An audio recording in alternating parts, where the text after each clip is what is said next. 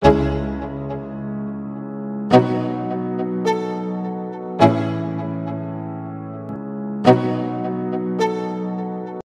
pecinta asmara dua dunia Indosiar, jumpa lagi di channel Mega Sri SYT. Kita akan bahas lagi Asmara Dua Dunia episode 66. Setelah menemukan Rian, Sylvie pun meminta mereka agar segera pergi menemui Aurel. Bunda Larasati sangat khawatir dengan keadaan Reno dan Nico. Aurel pun akhirnya melihat Nico, Rian, Reno, dan Sylvie. Aurel pun lantas memeluk Nico. Aurel sangat senang sekali melihat Nico kembali. Nico pun meminta semuanya untuk segera pulang dan menunda ke Lembang.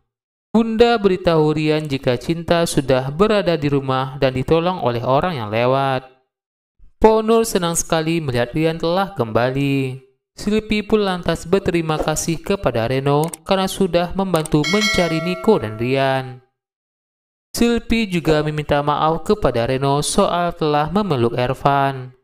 Reno pun akhirnya memaafkan Sylvie.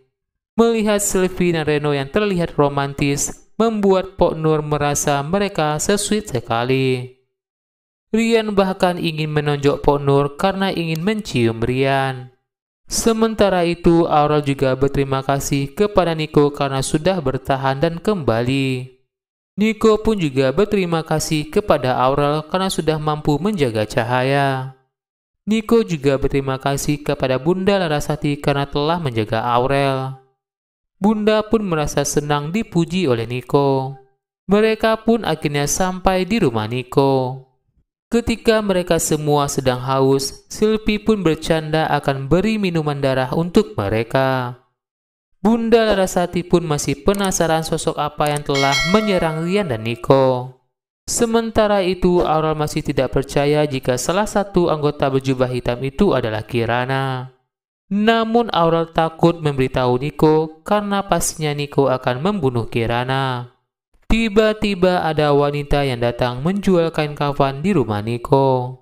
Aurel pun ingin tahu maksud wanita itu. Namun cuma Aurel yang bisa melihat wanita itu, dan wanita itu pun katakan jika Aurel adalah ibunya Cahaya. Wanita itu pun berkata jika Cahaya akan dijemput oleh ibu itu. Aurel pun segera bergegas ke kamar Cahaya. Aurel meminta ibu itu jangan ambil anaknya. Tiba-tiba ibu itu mengeluarkan Cahaya di keningnya Cahaya. Sementara itu, Bunda Larasati pamit ingin pulang dan Rian akan mengantar Bunda Larasati. Aurel meminta Cahaya bangun, namun Cahaya terus diam dan tidak bergerak. Aurel pun lantas berteriak memanggil Nico. Aurel pun jelaskan jika dari tadi Cahaya tidak bangun-bangun kepada Nico. Nico pun lantas mengeluarkan tenaganya untuk bisa membangunkan Cahaya. Namun Cahaya juga tidak bangun-bangun. Nico pun tampak menangis melihat kondisi Cahaya. Nico pun meminta maaf kepada Aurel dan tidak tega melihat Aurel seperti ini. Karena Nico telah melanggar garis takdir Cahaya. Aurel pun tidak ingin kehilangan Cahaya. Aurel pun terus meminta Cahaya untuk bangun. Nico pun ingat pesan leluhur jika mereka seharusnya melepaskan Cahaya dan tidak merawat Cahaya. Nico pun meminta maaf kepada Aurel. Nico pun lantas memohon dan minta leluhurnya untuk datang. Leluhur pun datang menemui Nico. Nico pun minta maaf kepada leluhur. Sementara itu Aurel pun memohon kepada leluhur agar membantu mereka karena tidak ingin kehilangan Cahaya. Nico pun minta maaf kepada leluhur atas kesalahannya telah melanggar aturan leluhur. Leluhur pun katakan kepada mereka jika mereka ada kesempatan agar Cahaya tidak pergi untuk selamanya. Seperti yang dikatakan leluhur, mereka harus bisa melepaskan Cahaya.